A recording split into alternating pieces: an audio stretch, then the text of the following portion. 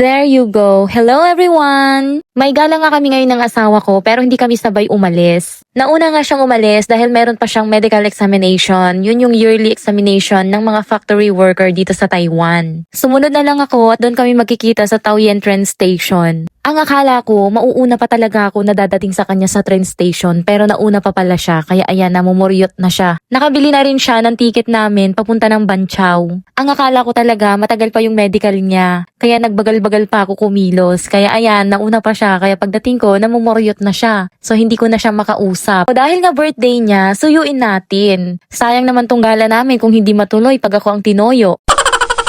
Bago pa dumating yung sasakyan naming tren, napangiti ko na siya kaya ayan, natuloy ang gala namin. Tumakay na lang kami sa Kuai-Kuai na tren o yung Simi Express na train dito sa Taiwan. Para mas mabilis kaming makarating sa pupuntahan namin. Napaka very good nga nitong asawa ko kumuha ng ticket ng train dahil nakaupo kami. So happy na yan siya dahil nga nakalis na yung train papunta na ng Banqiao. Kita naman sa mga ngiti niya, ngiting-ngiti ang birthday boy. Medyo matagal-tagal din yung biyahe namin mula Taoyuan Station papunta ng Banqiao, aabot ng 35 minutes more than. Mabuti na lang at may nakuha pa siyang available na upuan. Pagdating namin sa Banqiao, Diyos ko, napakainit. Ramdam na ramdam mo na yung init, nasa loob ko pa lang ng station. Naglakad na kami ng asawa ko at hinanap namin ng exit. Diyos ko, napakadaming exit. Hindi naman Taipei Main Station tong Banqiao pero nagkanda-ligaw-ligaw pa rin kami ng asawa ko kakahanap dun sa i-exitan namin. Napakadami kasing exit. Kung hindi mo talaga alam yung bababaan mo, maliligaw-ligaw ka talaga. Kailangan mo talaga ng mahabang pasensya kapag nagta-travel ka. Kasi makikipag-deal ka talaga sa mga ganitong sitwasyon, sa mga ligaw moment at mga inis moment. Naniniwala na talaga ako sa kasabihan na kapag gusto mong makilala yung partner mo, mag-travel muna kayo.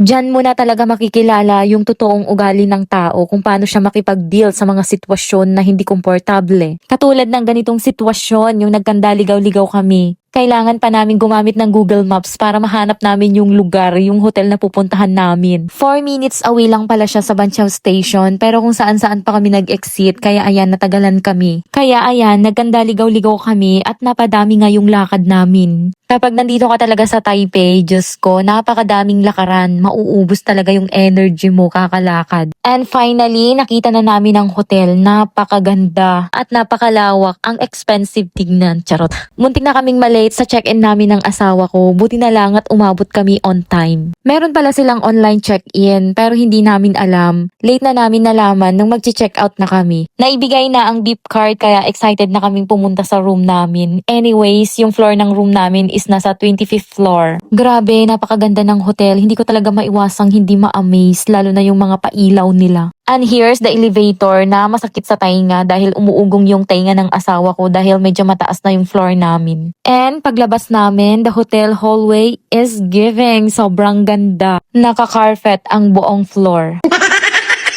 At pagpasok namin sa loob, bubungad na sa'yo ang welcome message ng hotel. Welcome, Mr. Parko. Pagpasok ko sa loob, una kong pinuntahan ang comfort room nila. Grabe, sobrang ganda ng CR. Lalo na itong infinity mirror effect nila. Magkabilaan yan siya na mirror kaya ganyan yung look niya. Lalo na kapag tinititigan mo yung mata mo dyan sa harap ng salamin para kang nagkaroon ng instant contact lens. Ang ganda sa mata. Ang ganda rin ng toilet nila, bathtub, shower room, and everything. Lahat maganda. Giving na giving. Meron din silang minibar. At meron din silang mini refrigerator na may kasamang mga juices. Very cute ang mini refrigerator nila. Dito sa mini bar nila, meron na din silang free coffee. Hindi pala yan siya free, kasama pala yan sa binayaran namin. Kaya pati ang baso, iuwi ko yan. Charot lang.